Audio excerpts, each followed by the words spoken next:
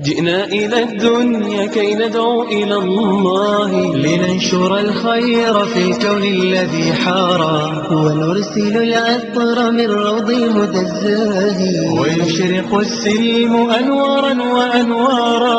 جئنا إلى الدنيا كي ندعو إلى الله، لننشر الخير في الكون الذي حارى، ونرسل العطر من روض الهدى الزاهي، ويشرق السلم أنوارا وأنوارا.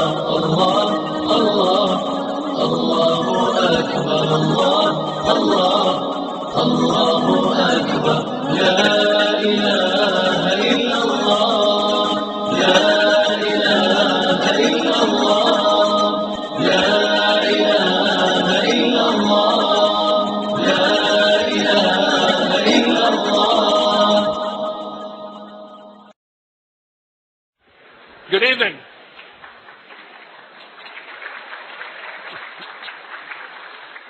I want to welcome you to the Roger W. Hines Lecture for the 2006-2007 academic year. My name is Scotty McLennan, and I'm the Dean for Religious Life here at Stanford. A dozen years ago, the James Irvine Foundation established the Hines Lectures in Religion and Society. The series is intended to bring to the Stanford campus leading thinkers who examine the intersections and interactions of systems of belief and practice with human groups and societies. Past Hines lecturers have included Elaine Pagels, Diana Eck, Bruce Lawrence, Karen Armstrong, and last year, the Dalai Lama. There's much to honor in Roger Hines and his legacy. A professor of psychology, then dean, then vice president at the University of Michigan, he came to the University of California at Berkeley, where he served as chancellor from 1965 to 1971. Hines led the American Council on Education and then the Hewlett Foundation until his retirement in 1992. For many years, he lent his wisdom and energy to Stanford, having become a regular participant at its Memorial Church and a consultant to university leaders. We're delighted to honor him again this year with tonight's lecture. And I'm grateful to Religious Studies Professor Robert Gregg, formerly the Dean for Religious Life, who worked closely with the Irvine Foundation to establish this lecture series, and in a moment he will introduce this year's speaker. And with that, I would like to introduce Professor Robert Gregg. Thanks, guys. Thanks to a splendid set of newspaper advertisements created by Debbie McDevitt of the Office of the Deans for Religious Life, you who have come here tonight already know a great deal about Professor Ehrman's celebrated and broadly read books.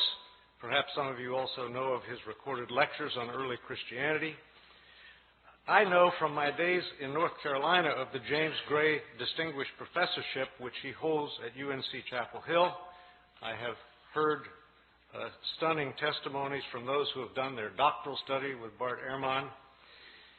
While producing the kinds of close and technical stories that we in the Scholars Guild ponder and admire, Ehrman has also taken with complete seriousness his vocation as a teacher of undergraduate students and in recent years of the wider public. He makes fascinating texts and traditions in early Christianity accessible through his characteristic clarity of explanation and argument.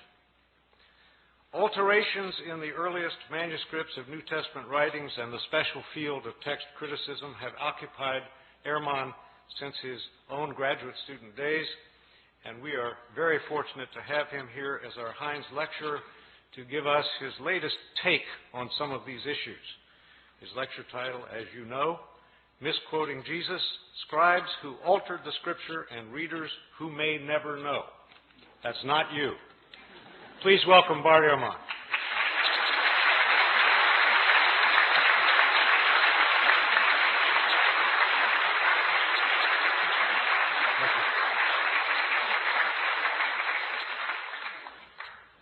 Well, thank you very much for that generous introduction, and you're welcome. It's a pleasure to be with you all this evening.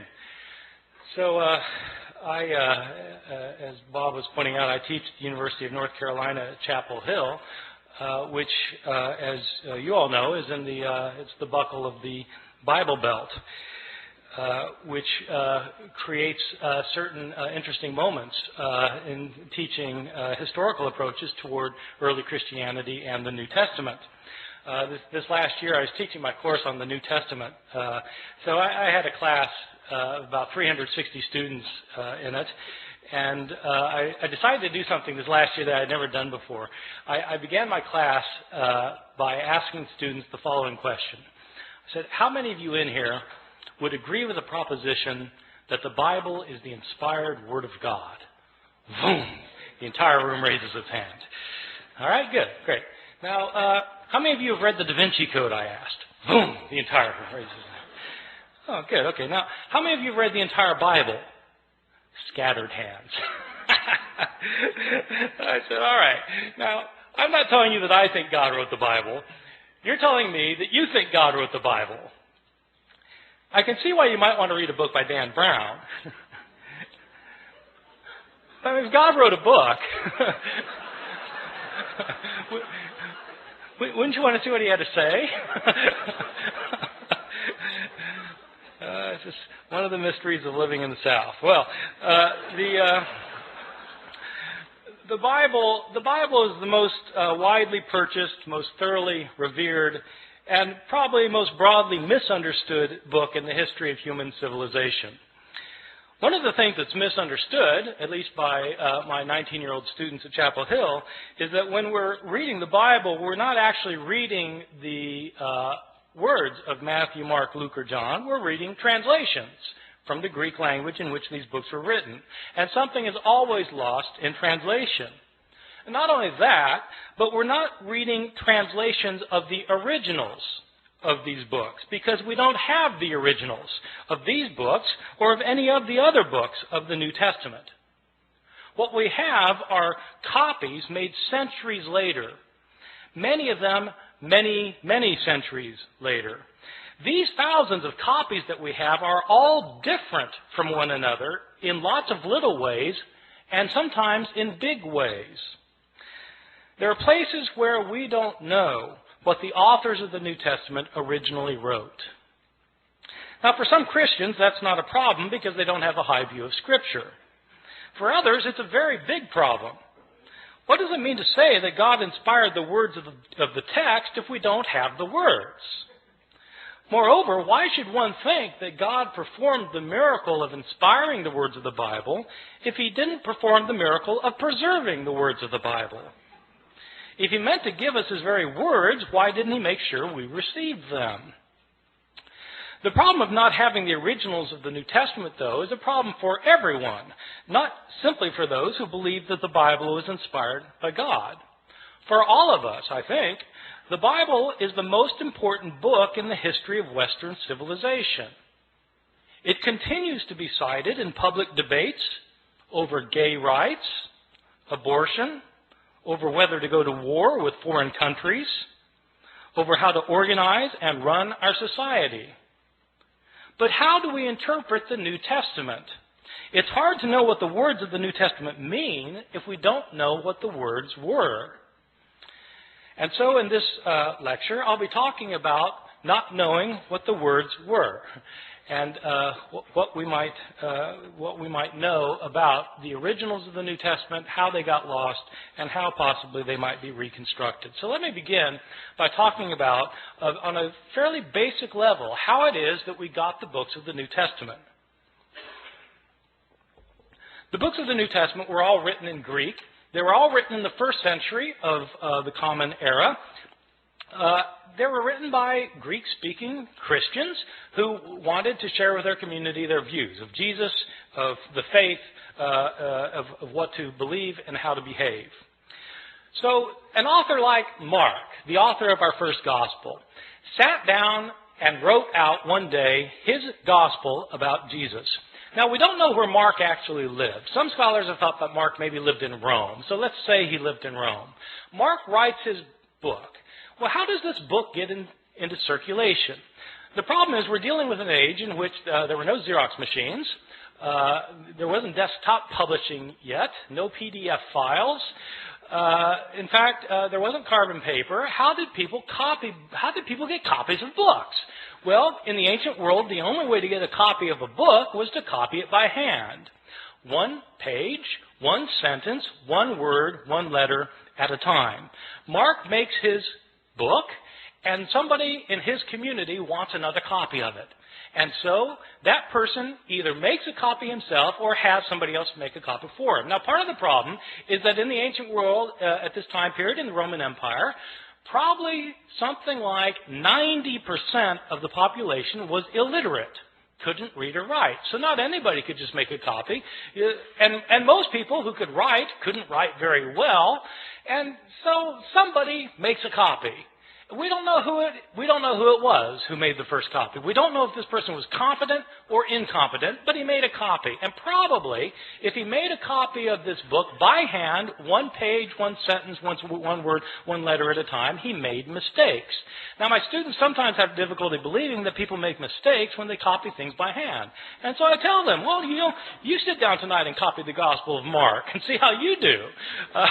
Well, in fact, they'll make mistakes. Now, here we have a problem created, because we have the second copy of Mark that is also put in circulation, and somebody wants a copy of Mark, and so they copy the copy. But the copy has mistakes in it.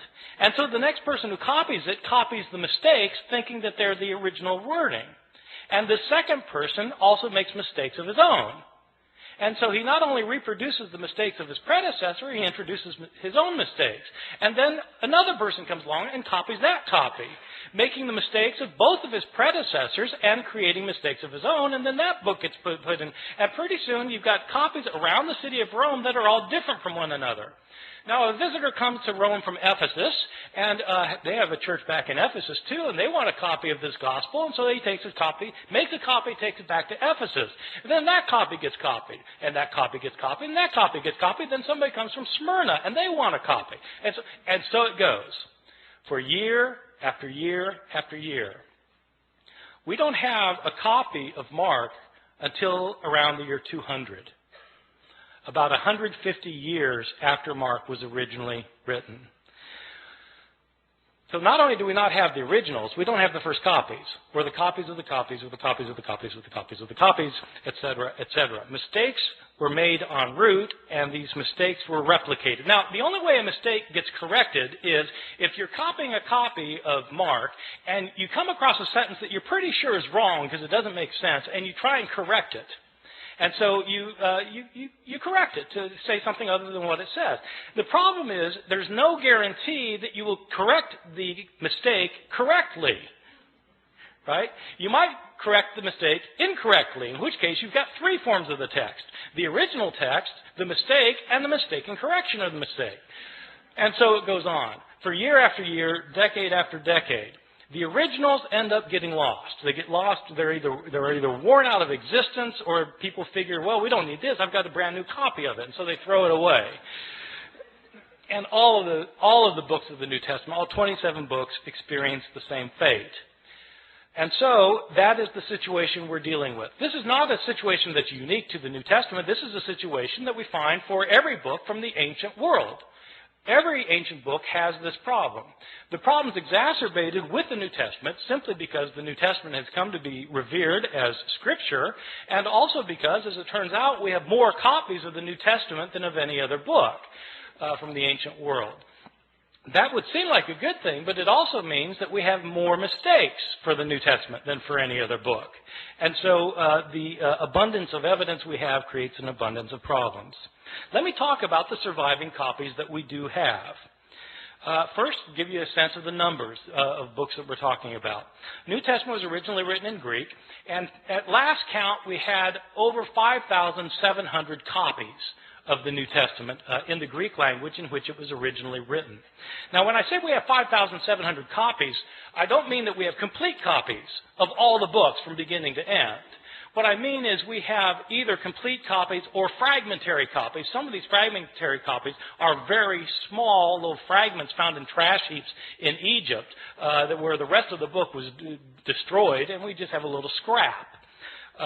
So we have from little scraps to enormous tomes that are in medieval libraries. We have 5,700 copies in Greek, and we have copies in other languages because as Christianity spread throughout the Roman Empire, people translated the New Testament into other languages, such as Latin.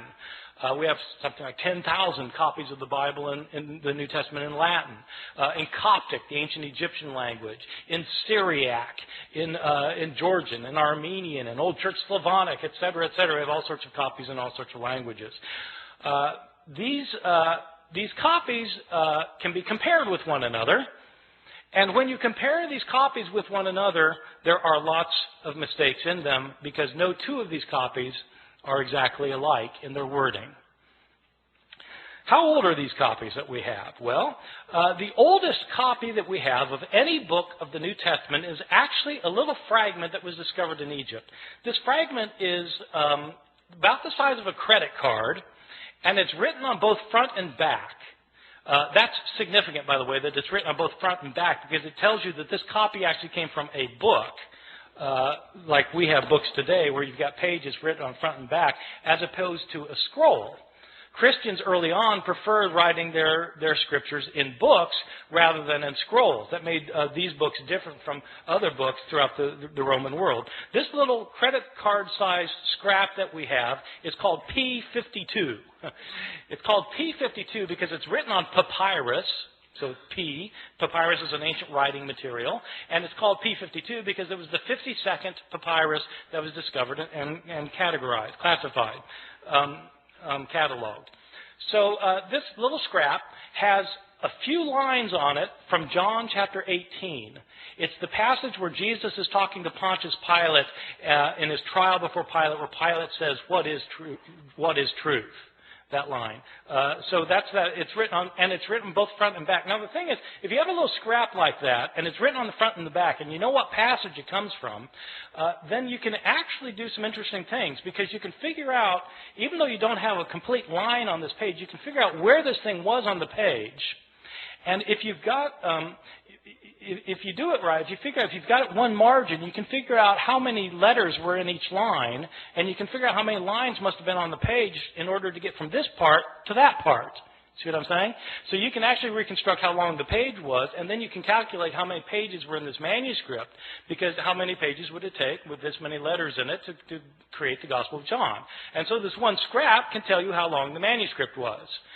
So there are people who do this for a living, so it turns out.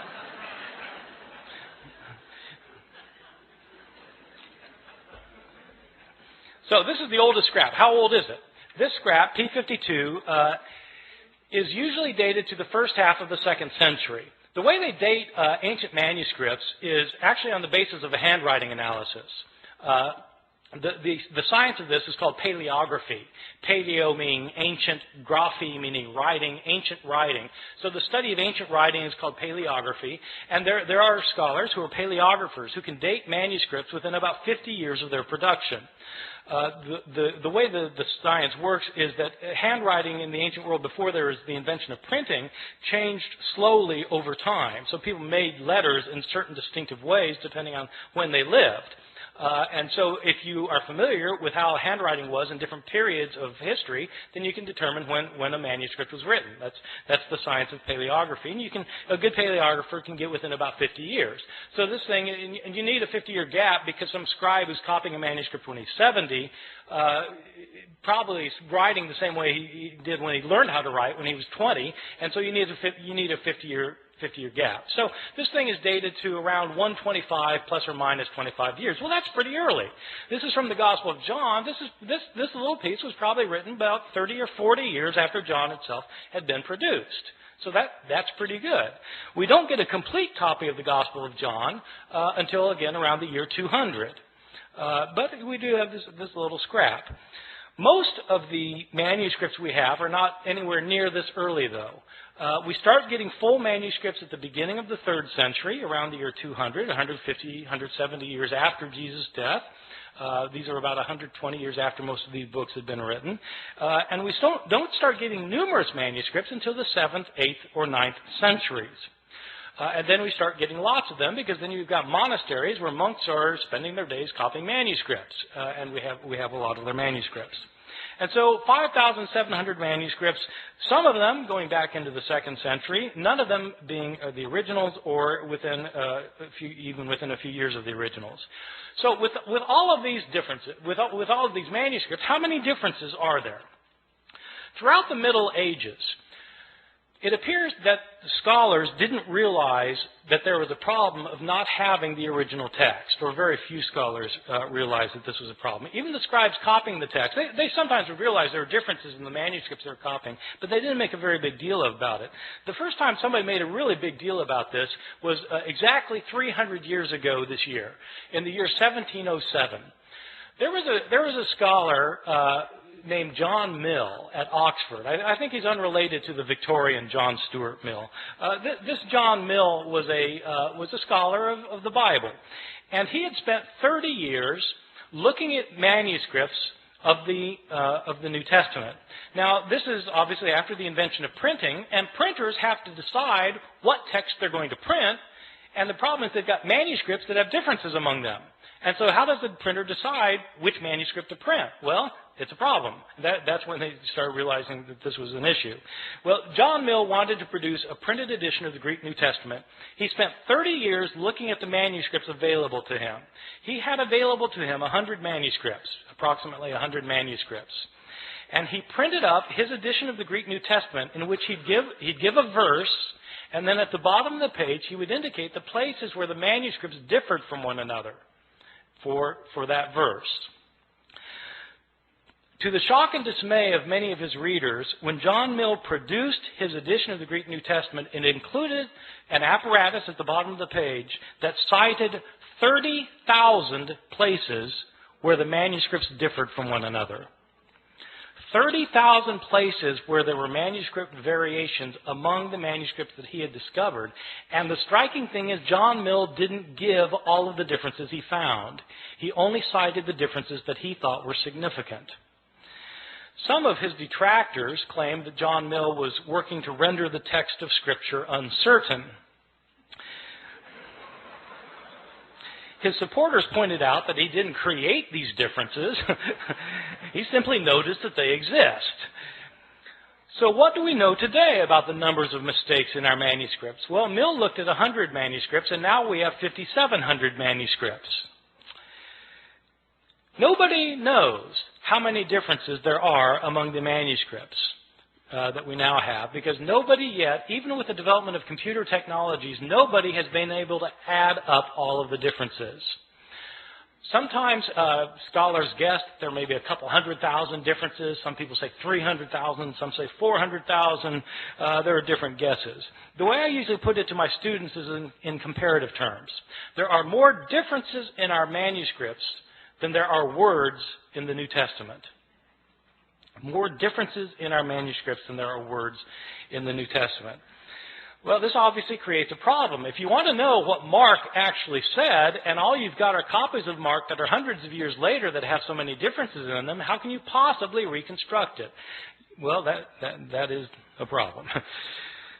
Now, having said that we have these hundreds of thousands of differences, I wanted to emphasize a particular point, which is most of these differences that we have in our manuscripts are completely insignificant, unimportant, and don't matter for a thing. Many of these differences in the manuscripts are so unimportant that you can't replicate them in translation. Okay? In other words, it's like they changed the word order in Greek, where you would have to translate it the same way no matter what the Greek word order is. So, I mean, it doesn't really matter very much.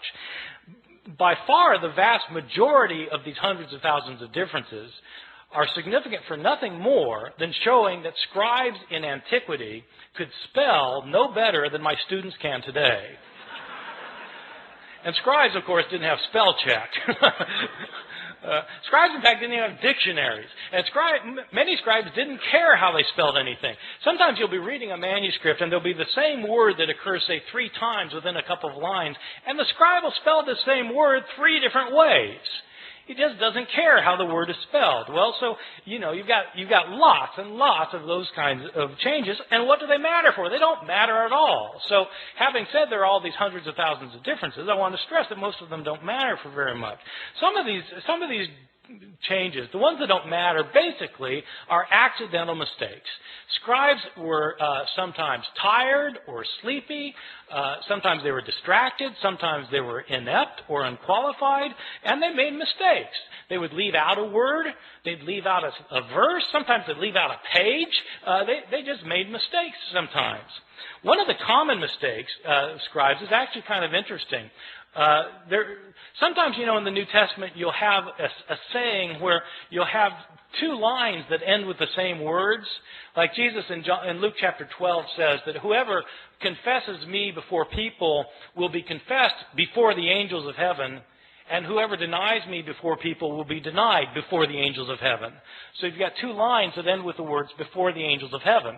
And what scribes sometimes would do is they'd copy down the words before the angels of heaven on the first occurrence, and then, they'd copy it down, then their eye would go back to the page, and their eye would alight on the second occurrence of the same words. Thinking that that's what they had just copied, they'd go then to the next line and start copying there, and as a result, they would leave out the intervening line. See how that works? That kind of phenomenon is where your eye skips from one line to another. It's called parablepsis. Parablepsis. And when you have words that end the line the same way, that's known as homoteleuton. So this kind of mistake is called parablepsis occasioned by homoteleuton. It's on my final exam at Chapel Hill. Probably the most egregious mistake in any manuscript of the New Testament, one of my favorites, is in a manuscript that's manuscript 109. It's 109 because it's written on parchment and animal skin instead of papyrus, and it's the 109th manuscript that was cataloged. This is a 10th century manuscript that was written by a scribe who wasn't paying attention, and this scribe was copying the Gospel of Luke. Now, the Gospel of Luke is one of the 2 Gospels in the New Testament that has a genealogy of Jesus. Genealogies usually aren't the favorite reading of my students at Chapel Hill. And I think probably it wasn't the favorite reading of this guy because he wasn't really paying attention to what he was doing. But, in Luke's genealogy is actually fairly interesting because in Matthew's the other gospel that gives the genealogy of Jesus, and it traces Jesus' line all the way back to Abraham, the father of the Jews, in Matthew. Luke doesn't stop there. Luke keeps going. Luke traces Jesus' genealogy all the way back to Adam, as in Adam and Eve. This is a fantastic genealogy. I've got an aunt who's a genealogist who's traced my family, back to the Mayflower. The Mayflower, Adam and Eve. so it's, Jesus is supposedly the son of Joseph, who's the son of so-and-so, the son of so-and-so, the son of so-and-so, who's the son of David, son of Jesse, son of so-and-so, it goes all the way back. Isaac, son of Abraham, back to, Seth, son of Adam, who's the son of God. Okay, this genealogy goes all the way back. So, the scribe of manuscript 109 is copying a manuscript that evidently gave the genealogy in 2 columns. 2 columns. But the second column didn't go to the bottom of the page. It only went partway down, the second column. So the first column, second column, partway down. And the scribe apparently didn't realize that this genealogy was in 2 columns. And so he copied across the columns instead of copying one column, then the other column, leading to some very interesting results. As it turns out, Adam isn't the first human being. There was a man named Phares, who's the father of the human race. And as it turns out, God is the son of Aram. So it happens. These kinds of mistakes are just pure accidental mistakes that scribes mess up in places. There are other kinds of mistakes that are what I think are probably intentional mistakes. I differentiate between accidental mistakes where scribes just slip up and intentional mistakes where it looks like scribes are actually trying to change the text. Now, I don't know for sure that scribes are trying to change the text. I don't have any scribes around to interrogate about the matter. But there are some changes that don't look like they could possibly simply be a slip of the pen. And there are others that are debatable, whether they were a slip of the pen or not. But let me give you a couple of examples, and you'll see that some of these look like scribes maybe wanted to change the text. I'll give you a couple for instances. In Mark chapter 1, the Gospel of Mark, we read at the very beginning that we read, as was written in Isaiah the prophet, behold, I send my messenger before your face to prepare your way for you. Okay, this is in Isaiah the prophet, behold, I send my messenger before you. This is a very interesting passage because the passage that's quoted is not Isaiah. When it says in Isaiah the prophet and then gives the quotation, the passage quoted is actually Exodus. So it's interesting that in the later manuscripts of Mark's Gospel, the text is changed. So that it no longer says in Isaiah, as is written in Isaiah the prophet. Now it says, as is written in the prophets. You see, getting rid of the problem that in fact this isn't a quotation from Isaiah. Right? See, so maybe that's a slip of the pen, but it looks to me like somebody saw that this could be taken as a mistake, and they changed it as a result. Or give you a second example. In Luke's Gospel, chapter 2, we have the only story of Jesus as a boy in the New Testament. Jesus is a 12-year-old, and we're told that he and his family have taken a trip to Jerusalem to celebrate a festival, probably the Passover festival.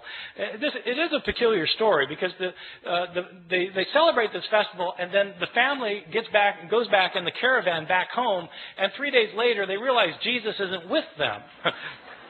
I mean, you might think they would have checked ahead of time, but he's not there, and so they go back to Jerusalem to try and find him, and on the third day his mother finds him in the temple. And this isn't an accident, by the way, that it's on the third day, right? This is a foreshadowing for Luke of what's going to happen at the resurrection narrative, where on the third day Jesus will rise from the dead. Well, so on the third day, his mother finds him in the temple, and there's 12-year-old Jesus talking to the leaders of the Jews and discussing with them matters of the law. And Mary is not pleased, and she sees Jesus finally after tracking him down for 3 days, and she says, "Son, why have you done this? Your father and I have been looking all over for you." Now, when scribes copied this, they were taken aback. Your father and I? But Joseph wasn't his father, right? Jesus was born of a virgin. So it doesn't make sense for Mary to say, your father and I have been looking all over for you. And so there are changes in the manuscripts. Some manuscripts simply say, Joseph and I have been looking all over for you. Some manuscripts say, we have been looking all over for you. But somebody's changing the text because it could be read as a problem. And so they got rid of the problem. I'll give you a third example. This example is in one of Jesus' discourses in the New Testament, in Matthew chapter 24, in which Jesus is talking about what's going to happen at the end of time. This passage actually was very important. I feel a tangent coming on here, by the way. This passage was very important when I moved to Chapel Hill in 1988. Bob, you had been gone for a year at this time. In 1988, there was a big furor in North Carolina. There were Christian groups who thought that the end of the world was going to happen in 1988. That Jesus was going to come back and take everybody out of the world who were his followers. That's the rapture, right? When the rapture, and Jesus comes back, takes people out of the world, and then all hell breaks out on earth for 7 years, and then the end comes, right? So there was a guy who had written a book based on this passage I'm going to talk about in a second. A guy had written this book that was called 88 Reasons Why the Rapture Will Occur in 1988. This book was in 2 million copies.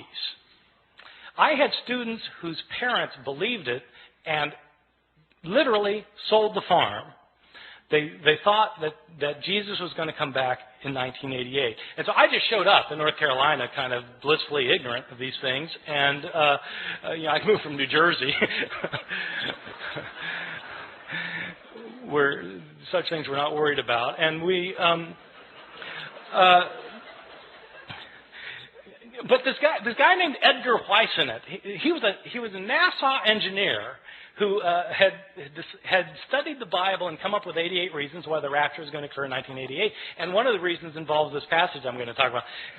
Jesus tells this the disciples want to know, when's the end going to come? And Jesus tells them, learn the parable of the fig tree. When the fig tree puts forth its leaves, you know that summer is near. So too, when these things take place, you know that the end is near.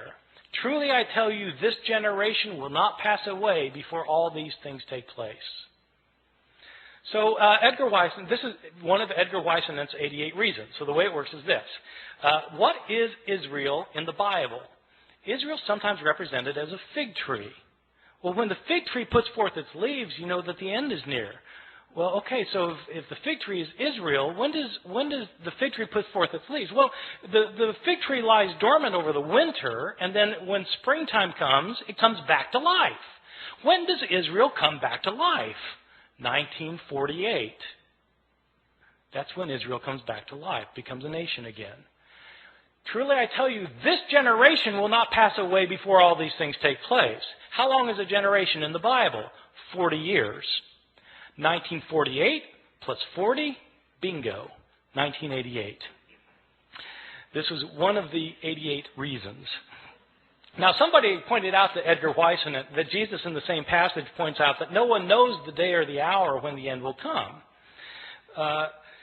When Weissenett had said that it was going to come during the week of Rosh Hashanah in September. And so they said, but Jesus says no one knows the day or the hour. And Weissenett was completely unfazed. He said, I don't know the day or the hour. I just know the week.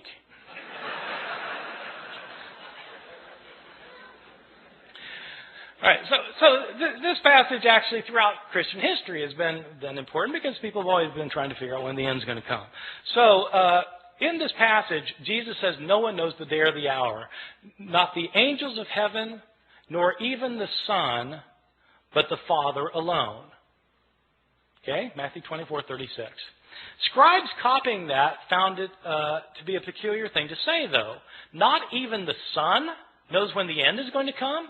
I mean, surely the Son of God is all-knowing. Isn't he omniscient? And so how do scribes deal with the problem? They deal with the problem by getting rid of the phrase. And so in later manuscripts, the phrase, not even the Son, is taken out, so that now Jesus doesn't claim to be ignorant about when the end is going to come. So that strikes me as probably an intentional sort of change. All right, so you get accidental changes and you get intentional changes. I want to talk about some of the big differences that you get in some of our manuscripts, just so you can get an idea of how significant this problem can be. Probably the most familiar story in the New Testament Gospels is the story of Jesus and the woman taken in adultery. I'm pretty sure this is the best known story of the Gospels because it's in all the Hollywood movies. I mean, if you do a movie about Jesus, you've got to have Jesus and the woman taken in adultery. It's so much a requirement that even Mel Gibson, who The Passion of the Christ, which is about Jesus' last hours, has to get this in, and so he has a flashback showing this scene of Jesus and the woman taken in adultery. So the way the story works, it's found only in the Gospel of John, chapters 7 and 8. And Jesus is teaching the temple, and the Jewish leaders they drag this woman in front of him, and they say, she's been caught in the act of adultery. The law of Moses says we're to stone someone like this. What do you say? See, this is setting a trap for Jesus, because if Jesus says, well, yeah, stone her, then he's violating his teachings of love and mercy. But if he says, no, forgive her, then he's breaking the law of Moses. So what's it going to be? Well, Jesus has his way of kind of getting out of these traps, as you know, if you read the New Testament. So what he does in this case is he stoops down and he starts writing on the ground. And he looks up and he says, let the one without sin among you be the first to cast a stone at her. stoops back down, starts writing again. And one by one, feeling guilt of their own sins, they begin to leave until Jesus looks up again and there's no one left. And he says to the woman, "Is there no one left to condemn you?" And she says, "No, Lord, no one." Jesus replies, "Neither do I condemn you. Go and sin no more." There is a textual variant in a now lost manuscript, which when Jesus, about this line about when he says, "Let the one without sin among you be the first to cast a stone at her." In this one textual variant, it indicates that a stone comes flying out from the crowd, nails the woman in the head. And Jesus says, "Mom, sometimes you really tick me off."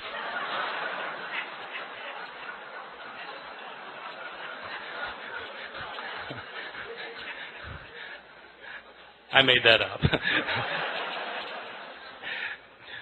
This story, this beautiful story, this powerful story, which has two terrific lines from Jesus in it, this story was not originally in the Gospel of John. This is a story that was added to the Gospel of John by later scribes. How do I know that? We have a number of early manuscripts of the Gospel of John. This story is not found in any of our early or best manuscripts of the Gospel of John. The Greek authors who wrote commentaries on the Gospel of John over the centuries don't mention this story until the 10th century, 1,000 years after the days of Jesus. The writing style of this story, if you read it in Greek, the writing style is a completely different writing style from the writing style of the rest of the Gospel of John.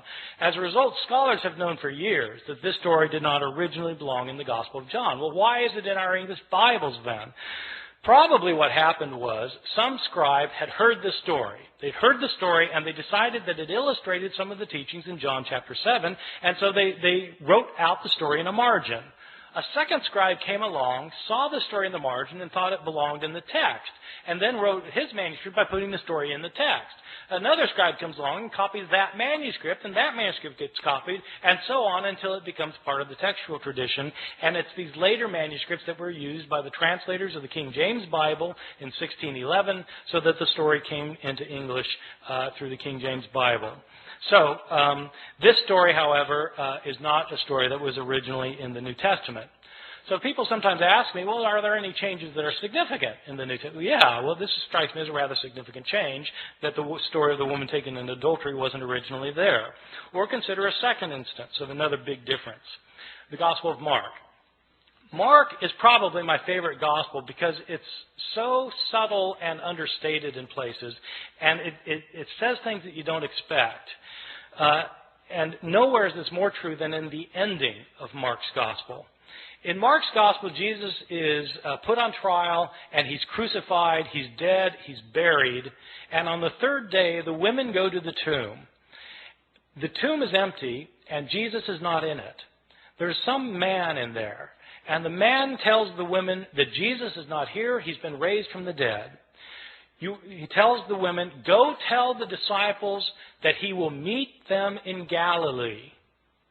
And then it says the women fled from the tomb, and they didn't say anything to anyone, for they were afraid. Period. That's where it ends. That's the end of the Gospel of Mark. And you think, how could it end there? They're told to tell the disciples, but they don't tell anybody. Didn't the disciples ever learn? Didn't they go to Galilee? Didn't they see Jesus? How could that be the end of the story? And that's exactly the reaction the scribes had. They got to that ending, they said, how could it end there? And scribes then decided it couldn't add there, and so they added 12 verses. So that in your English Bibles today, you'll find 12 more verses after that, after chapter 16, verse 8. And often they'll be in double brackets, because the translators will tell you in a footnote, these verses weren't originally in here. These were added by later scribes. In these verses, in these added verses the scribes added later, But we know they're added later because they're not in the earliest and best manuscripts. The writing style is different from the rest of the Gospel of Mark, and in fact there are inconsistencies between this ending and the verses that precede it. So this is clearly an addition to the Gospel of Mark. In these final verses, according to these final verses, the women do go tell the disciples do go to Galilee, they do meet Jesus there, and Jesus then tells them that they're to make the disciples of all the nations, and people become his disciples will be able to speak in foreign languages that they previously didn't know. They'll be able to handle deadly snakes, and they'll be able to drink poison and it won't harm them. These are the verses that the Appalachian snake handlers in my part of the world use to base their liturgical practices on. I've always thought that sometime in the ambulance on the way to the hospital, somebody should point out, well, actually those verses aren't in the Gospel of Mark.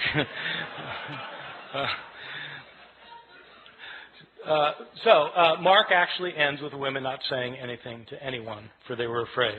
Somebody added the last 12. Well, let me give you a couple more examples of some differences that strike me as big. One that I think is really quite interesting that scholars debate. The first two I gave you, scholars don't debate very much. Almost everybody agrees that they weren't originally there. But there's an interesting change in another story in Mark that there's a lot of debate about among scholars.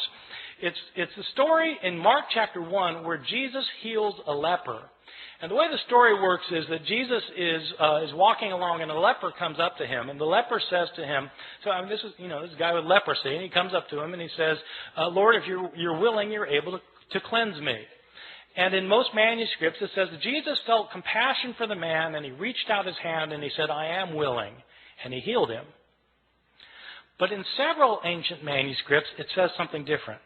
In these other manuscripts, instead of saying Jesus felt compassion for the man, it says, and Jesus got angry and reached out his hand and said, I am willing, be cleansed. Getting angry. Now, scholars have to debate which is the text that Mark originally wrote and which is the text that's been changed by a scribe. And one piece of logic that scholars have used over the years is this. Ask yourself, which text is a scribe more likely to have created out of the other? Is a scribe likely to have taken the text that says Jesus felt compassion and changed it to say Jesus got angry? Or is the scribe likely to have found the text that said Jesus got angry and to change it to say Jesus felt compassion? Well, if you put it like that, then, the latter is more likely something a scribe would have changed.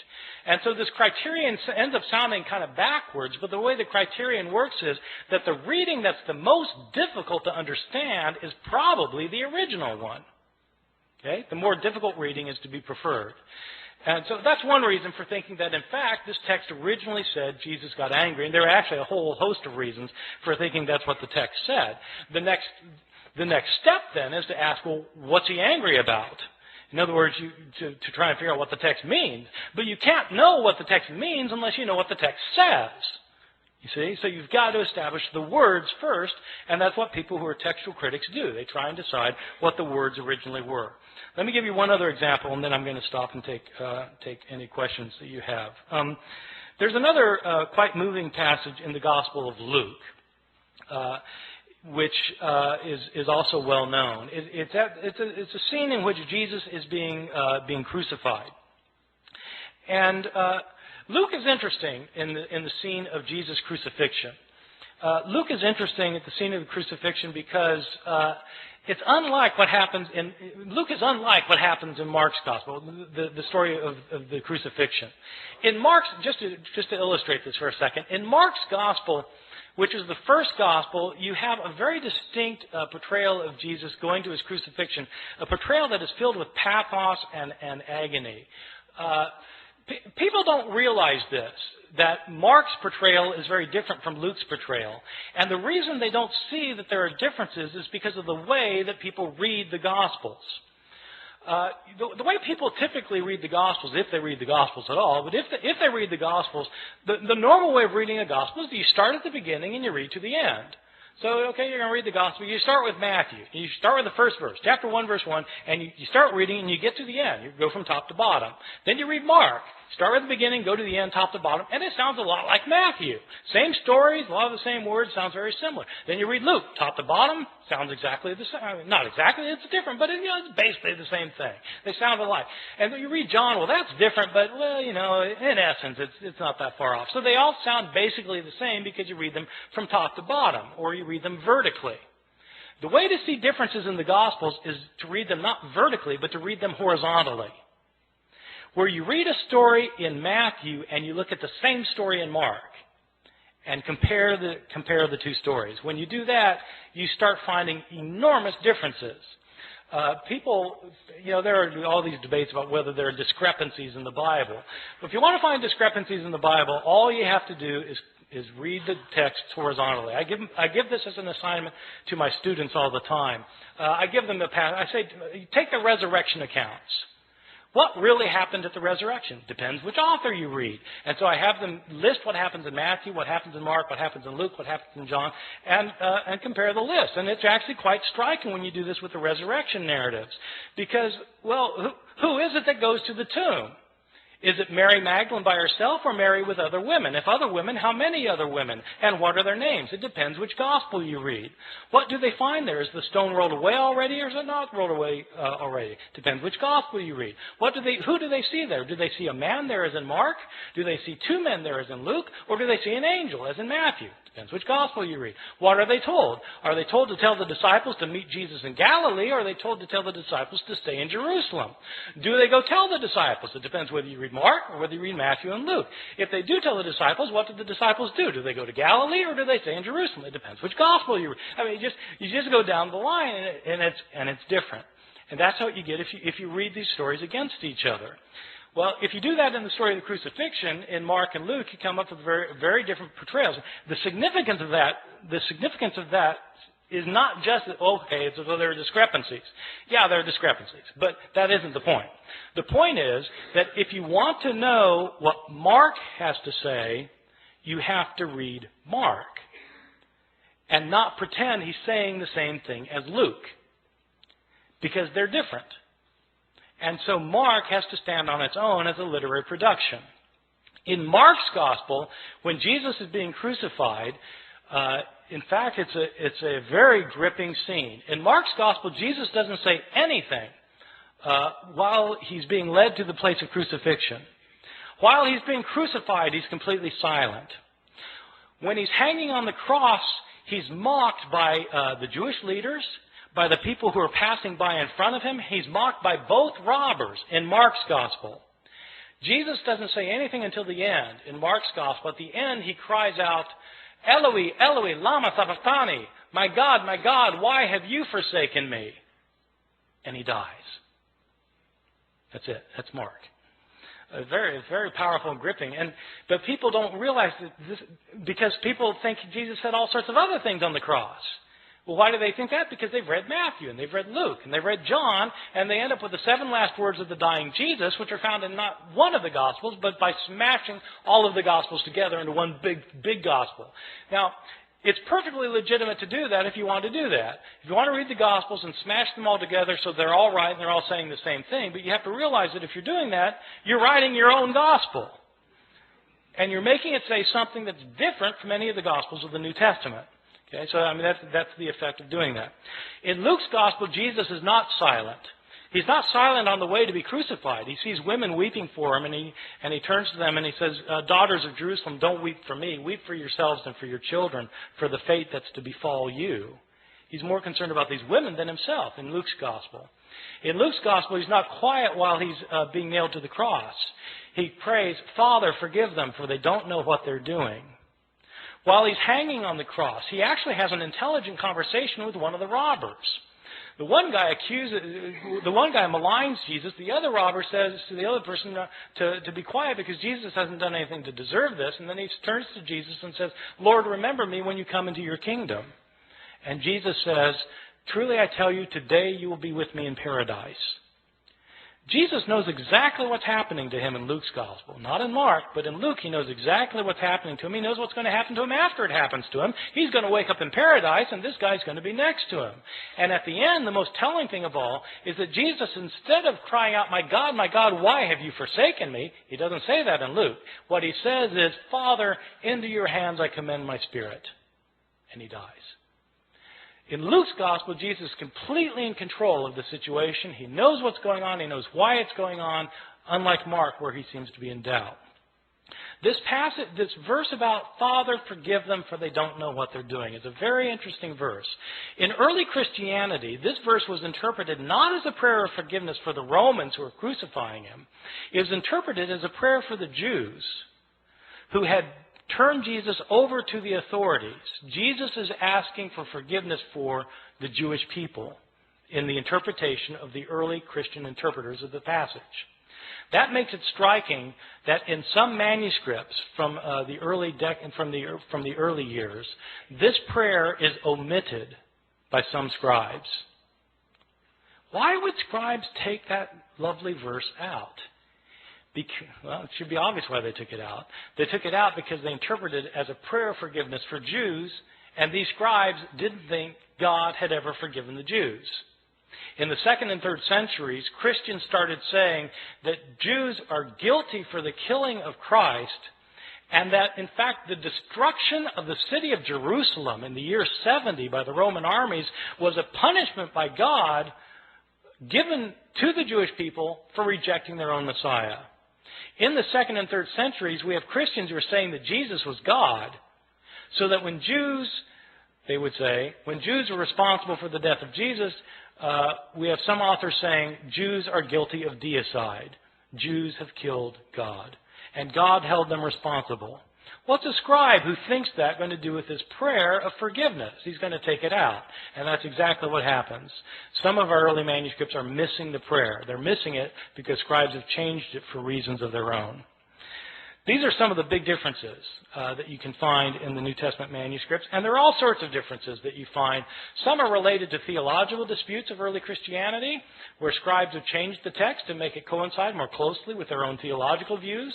Some of these changes have to do with relationships of Christians and Jews. Some of these changes have to do with Christian understandings of women. There continue to be debates today in churches, Christian churches, about whether women should have leadership roles. Well, these debates often hinge on verses that have been changed by scribes. You can guess which way scribes changed these verses. In the 2nd and 3rd centuries, when women's roles were being suppressed, all of a sudden manuscripts start showing up in which women are told to be silent in the churches. This is the sort of change that scribes made. The textual critic is somebody who tries to deal with this phenomenon of manuscripts that have so many changes in them. There are actually two things that a textual critic does. One thing that is, of course, primary importance is to figure out what an author actually wrote. Because you can't interpret an author, whether you're talking about Plato or Aristophanes or Homer or Mark or Matthew or Luke or John. You can't interpret what an author said unless you can't interpret what he said unless you know what he said. You've got to have his words, and so textual critics try to reconstruct to the best of their ability what an author actually wrote. A textual critic also, though, is interested in knowing why the text got changed. Why did scribes change the text? I mean, it's interesting to see that sometimes they fell asleep, but beyond that, what kind of theological motivations were there for changing the text? What kind of ideological influence were affecting these scribes? When we know more of that kind of information, we're better able to understand both the scribes and their own historical context as people living in the early centuries, especially the early centuries, a time period about which we have very little information about Christianity otherwise. Thank you very much.